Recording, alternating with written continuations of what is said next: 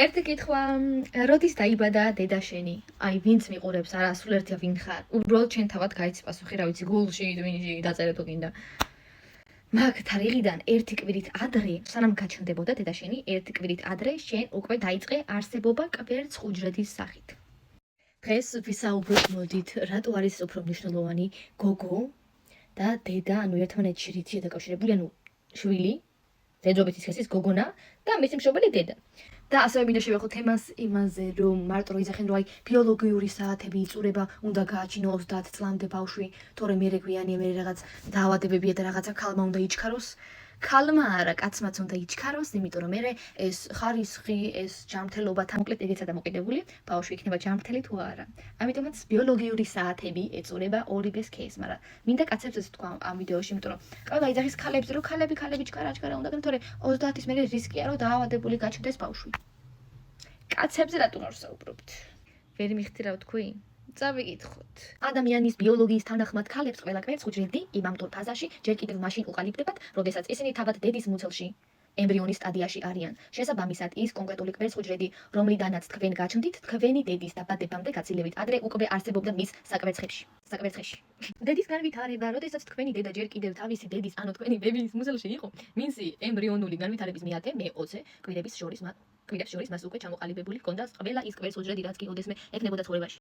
ანუ შენ, დედა შენი, ბებია შენი, თუ გოგო ხარ, თუ გოგო მიყურებ ახლა ვიდეოს, კავშირში ხართ არა მარტო იმიტომ, რომ აი მემკვიდრეობით, არამედ ბიოლოგიურ დონეზეც კი, იმიტომ რომ ანუ მის ხელში იყავი.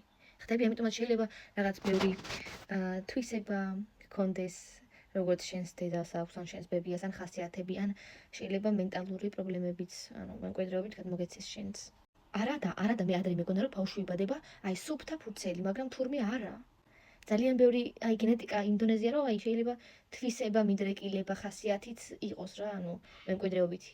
ხო და ეს ჯაჭვი, მეთქი ანუ თუ ქალმა მხოლოდ ვაჟი გაჩინა, ეს პროცესი ჩერდება და კიდევ ჩერდება, იმიტომ რომ რა წყდება საბოლოოდ მიტოქონდრიული დნმ-ის ხაზი, მიტოქონდრიების უჯრედის ენერგეტიკული ნაწილები მშვილებს მხოლოდ დედისგან იღებენ. ვაჟი ამ დნმ-ს დედისგან მიიღებს, მაგრამ თავის შვილებს ვერ გადასცემს. შესაბამისად, ამ ქალის მიტოქონდრიული ხაზი მომავალ თაობებში წყდება. ნახეთ, დნმ-ს შვილი მხოლოდ დედისგან იღებს. შემდეგ გადასცემს მომავალ თაობებს მხოლოდ გოგონების შეუძლია. და აი, როდესაც ქალი გოგონას აჩენს მისი მიტოქონდრიული დნმ-ი უცვლელად გადადის თაობიდან თაობამდე. თაობაში. ვაუ. ანუ რადგან კავშირში ვარცხილავთ.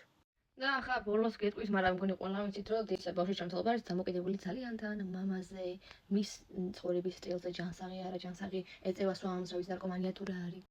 ბანალური ბიოლოგია თუ სწავლობთ სკოლაში უნდა იცოდე, მაგრამ მაინც ვიტყვი, იმიტომ რომ ძალიან ბევრი ძახის, რომ აი ქალი უნდა იჩქაროს ქალმა, იმიტომ რომ უკვე შეხა 30-ის მერე თუ გაჩინე ბავშვი, ანუ ისეთი გეყოლება. კაცებზეც რა არის დამოკიდებული, მაგას რატო არავინ არ ლაპარაკობდის, აი, შეკაი გათხოვდი თავარია, ოღონდ მიყვებიან, რა ვიცი, 60 წლის კაცებს და ბაბუებს. ეგ ოკეია მაშინ? თავარია მოასწროს ხო, რა სხვა ბავშვი გააჩინოს და ისა? რატო იცი? მიუხედავად იმისა, რომ კაცს შვილის გაჩენა გვიან ასაკშიც შეუძლია, შვილის გაჩენა 25 წლის შემდეგ სპერმატოზოიდის იზრდება დნმ-ის იმ ფრაგმენტებში დაზიანდება მაჩვენებელი. ეს რდის ისეთ დარღვევების რისკს, როგორიცაა ADHD, შიზოფრენია, ბიპოლარული ლაშლობა და ეს გამიგია აუტიზმის სპექტრიც რაღაც, ანუ არის მოკლედ მან და ისა ჯუჯისებრობა. ამიტომაც ნუ იძახით, რომ მხოლოდ ქალებს არ ეწურება დრო, ასე ვთქვათ. ბიოლოგიური საათები.